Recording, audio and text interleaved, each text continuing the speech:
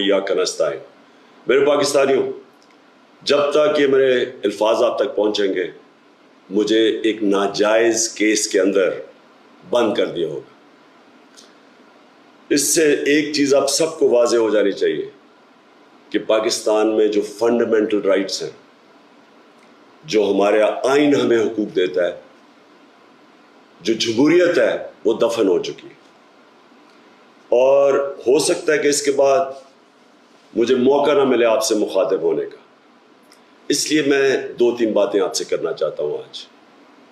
सबसे पहले,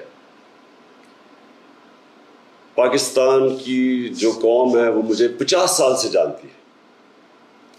मैं पब्लिक में 50 साल से हूं। कभी मैंने ना पाकिस्तान के आइन के खिलाफ किया हूं, ना मैंने कभी पाकिस्तान का कानून तोड़ा है।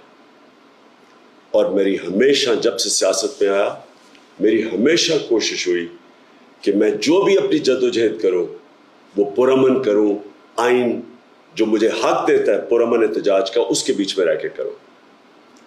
आज ये जो किया जा रहा है, ये इसलिए नहीं किया जा रहा कि मैंने कोई कानून तोड़ा है, ये सिर्फ इसलिए किया जा रहा है कि ये चाहते हैं कि मैं जो हकीकी आज़ादी की तहरीक है, इससे पीछे हटूं।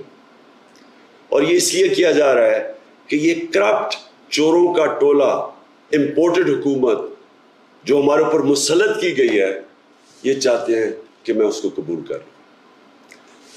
मैं आज आप सबसे अपील कर रहा हूं कि आपको अपने हकूक के लिए, अपनी हकीकी आज़ादी के लिए सबको निकलना पड़ेगा। कभी भी किसी कौम को प्लेट में आज़ादी नहीं पकड़ाई जाती। आज़ादी के लिए जद्दोजहद करनी पड़ती है, जहाद करनी पड़ती है, मेहनत करनी पड़ती है, और वही कौम फिर उसको अल्लाह तोहफा देता है आज़ादी का।